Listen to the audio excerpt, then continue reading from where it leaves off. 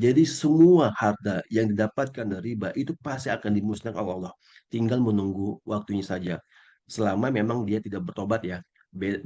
Beda dengan kalau misalkan sudah bertobat dan tidak mau mengambil riba lagi. Itu beda. Karena Allah Maha Pengampun lagi Maha Penyayang.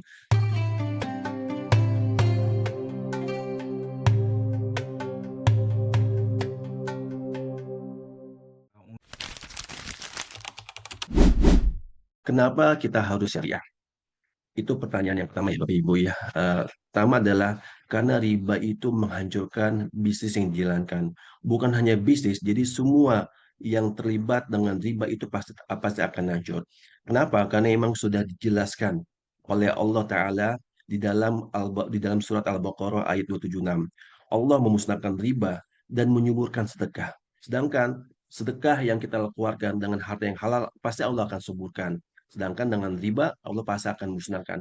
Termasuk juga dengan dalil riba di dalam hadis riwayat Ahmad dari Abdullah bin Hadalah radhiyallahu anhu berkata bahwa Rasulullah SAW bersabda, satu dirham riba yang dimakan oleh seorang dan ia mengetahuinya, maka hal itu lebih berat daripada 36 kali perzinahan.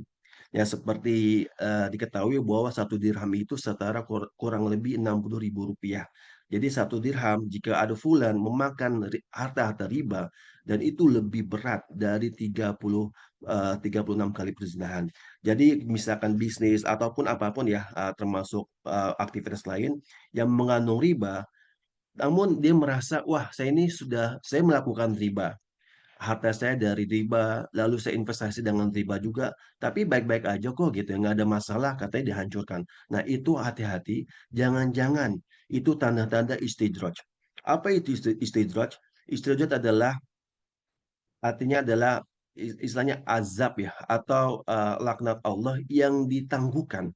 Nah, pada saat si fulan tersebut belum juga bertobat, baru Allah akan menghancurkan seketika. Ya, contoh seperti Korun. Ya, Korun itu adalah salah satu hal yang konkret atau contoh yang konkret terkait dengan istidraj. Mereka dia itu sangat apa namanya sangat tamak dan sangat angkuh dan sombong bahwa hartanya itu dapatkan karena kepintaran dia, karena kecerdasan dia, bukan karena Allah. Karena tadi merasa dia hebat, Allah mendiamkan, terus diamkan. Namun pada suatu ketika, pada saat itu tiba, Allah menghancurkan hartanya, menggelapkan hartanya, berserta dengan orang-orang yaitu Korun ke dalam bumi. Nah, ini adalah istidrak.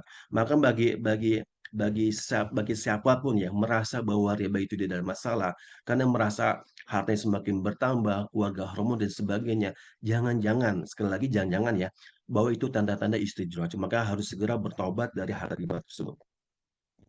Nah, ini adalah salah satu contoh konkret perusahaan besar yang bangkrut di Indonesia. Mungkin kita ketahui ya Bapak Ibu ya, seperti PT Sariwangi, Nyonya Menir, 7-Eleven dan Kodak. Ini kami dapatkan dari detik.com. Jadi ini bukan suatu yang apa ya, suatu sudah informasi yang publik yang sudah beredar di masyarakat.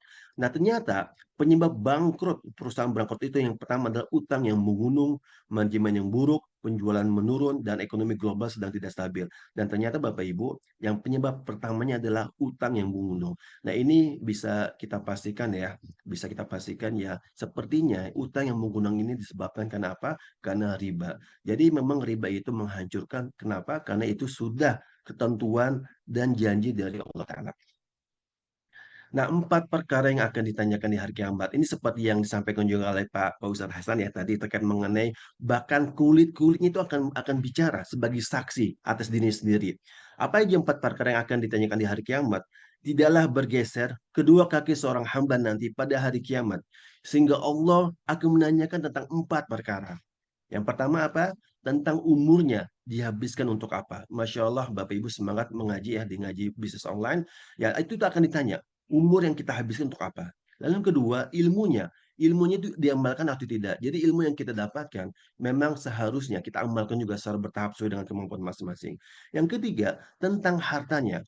Dari mana dia peroleh dan kemana dihabiskan. Nah, ternyata Bapak Ibu, harta ini terdapat dua pertanyaan.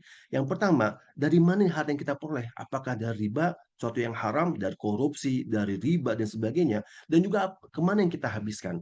Karena memang ada nih sebagian masyarakat, ya sebagian dan mungkin sebagian kecil, wah nggak apa-apa kita mendapatkan harta yang haram, contoh seperti dari riba atau dari korupsi, namun dipakai suatu kebaikan, contoh pergi haji, umroh dan sebagainya, itu tentu tidak diterima oleh Allah. Karena Allah Maha Baik, yang menerima sesuatu yang baik dan keluarkan yang baik juga. Nah, berikutnya yang keempat tentang tubuhnya. Capek lelahnya untuk apa? Jadi kalau misalkan tubuh kita capek ya, karena mungkin kita menuntut ilmu, salah satu di NBO, itu salah satu yang akan ditanyakan Allah. Ya, tubuh kita ini dipakai untuk apa aja selama kita hidup. Nantinya Bapak Ibu, dari empat ini, harta ini juga ditanyakan. Bahkan dua pertanyaan. Dari mana kita peroleh harta dan kemana harta yang kita habiskan.